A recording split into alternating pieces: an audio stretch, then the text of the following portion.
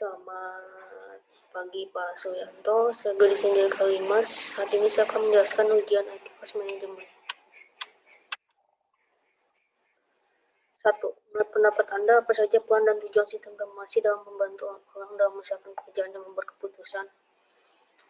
Pertama, saya akan menjelaskan mengenai sistem informasi. Sistem informasi merupakan sistem yang berperan penting dalam kehidupan manusia. Sistem informasi ada yang negatif dan positif. Informasi yang menandakan kesalahan dan kerugian akan berdampak negatif bagi informasinya sendiri. Jika mendapatkan informasi yang jelas, akan mendatangkan keuntungan. Dalam menjalankan kehidupan sehari-hari, sistem informasi sangat penting dikarenakan adanya perkembangan teknologi yang semakin maju dan penting dalam pemenuhan dan akan informasi. Karena itu, sistem informasi sangat berguna dalam membantu dan mengumpulkan informasi. Perkembangan teknologi yang semakin maju dapat berguna untuk melayani kebutuhan informasi bagi setiap unit fungsional pada semua tingkatan dalam organisasi atau sistem informasi. Setiap tingkatan dalam sistem informasi memiliki cara berbeda-beda masing-masing guna untuk mendukung setiap kebutuhan informasi tersebut. Sistem informasi dapat membantu menyediakan informasi yang saat akan misalkan sebuah masalah. Perkembangan sistem informasi manajemen ini memberikan dukungan yang besar pada pemenuhan kebutuhan informasi bagi para pengambil keputusan dan pemakai lainnya dalam organisasi. Adanya teknologi ini memberikan suatu kesadaran dalam organisasi bahwa penerapan sistem ini merupakan kerjaan yang sangat penting. Penerapan sistem ini memiliki tujuan utama yaitu untuk mendapatkan informasi yang sempurna dan membantu manajemen dalam mengambil keputusan. Perannya, sistem informasi berguna untuk transaksi jual beli online sebagai operasi bisnis, sistem manajemen, ilmu pengetahuan, operasi sistem, dan mendukung pengambilan keputusan manajerial. Tujuannya untuk memastikan informasi, mengembangkan proses perencanaan yang efektif, memperbaiki produktivitas aplikasi pengembangan dan pengembangan sistem, menjamin kesediaan kualitas dan keterampilan dalam menggunakan sistem informasi secara kritis, menjamin ketersediaan kualitas dan keterampilan dalam menggunakan informasi secara kritis, menjamin kesediaan kualitas dan keterampilan dalam menggunakan sistem informasi secara kritis. Ini berikut 5 slide-nya. Soal nomor 2, menurut Anda metode job costing apa dalam kebutuhan APP itu seperti apa? Jelaskan.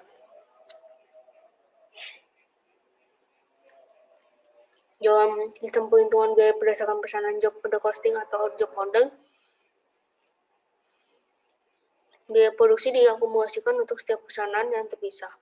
Suatu pesanan adalah output yang didefinisikan untuk memenuhi kebutuhan pelanggan tertentu atau mengisi kembali item persediaan. Agar perhitungan biaya berdasarkan pesanan menjadi efektif, pesanan harus dapat didefinisikan secara terpisah. Agar rincian dan perhitungan biaya berdasarkan pesanan sesuai dengan usaha yang dibutuhkan. Harus dapat perbedaan penting dalam biaya per unit suatu pesanan dan pesanan lainnya.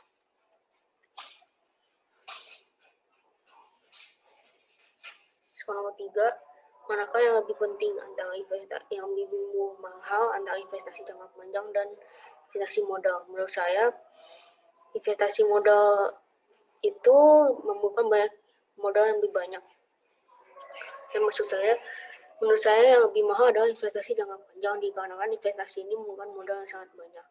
Sehingga sangat beresiko jika ingin main saham. Tetapi dalam keuntungan besar, dalam waktu yang singkat, beberapa orang awal tidak menyukai risiko biasa saja.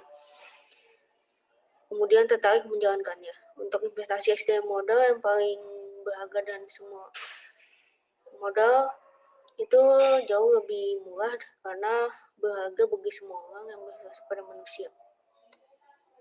Berikutnya, case study. Dalam mekanisme proses produksi PT Indofood seperti di atas, sistem informasi seperti apa yang dibutuhkan untuk dapat membantu kinerja perusahaan tersebut? 1. Sistem yang dibutuhkan dalam menggunakan sistem ERP, ada manajemen untuk membantu perusahaan merencanakan dan membangun kegiatan personal agar lebih efisien dan efektif. Berikut cakupan implementasi ERP yang dilakukan pada PT Indofood. 1. Finansial.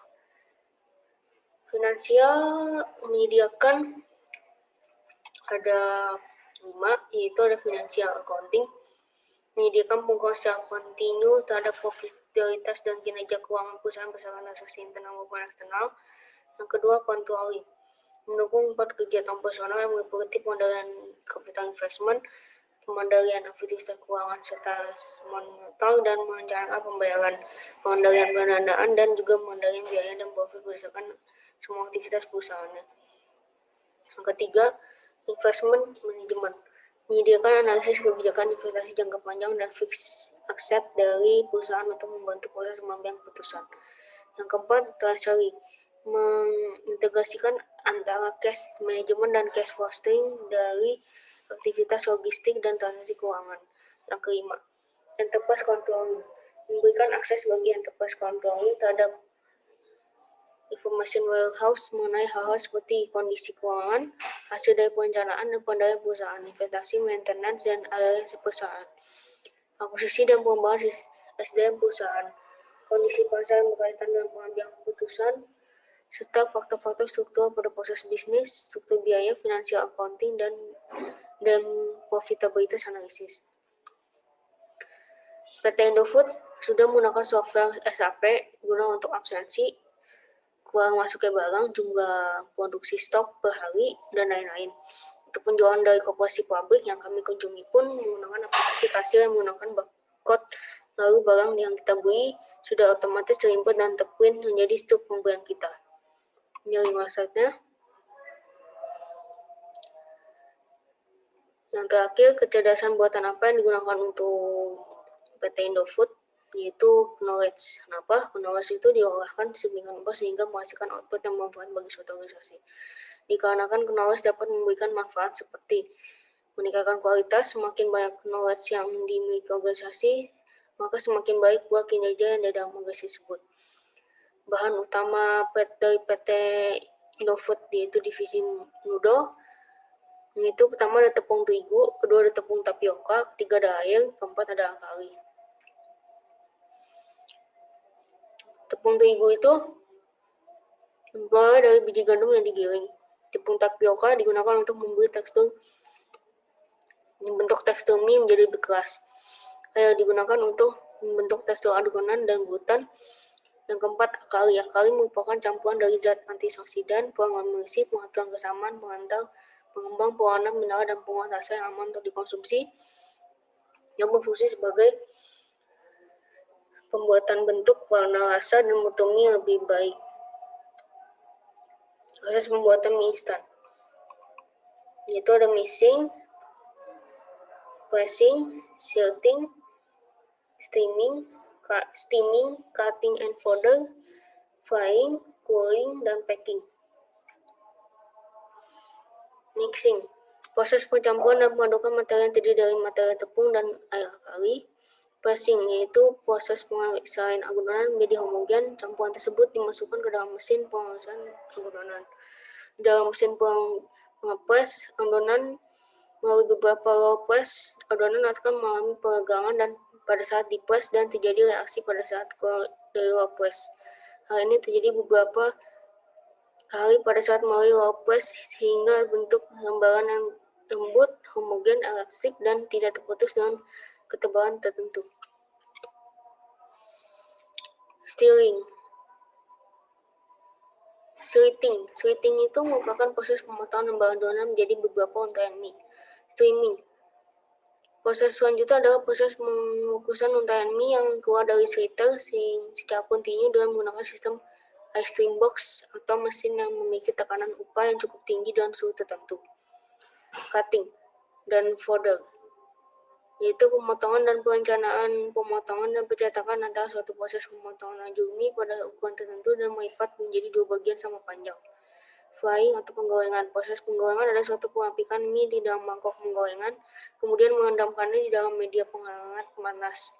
Cooling atau pendinginan, ruangan yang terdiri dari sejumlah kipas untuk menghembuskan udara segar ke mie yang dilewatkan dalam ruangan tersebut. Berikut ini. Terima kasih, selamat siang.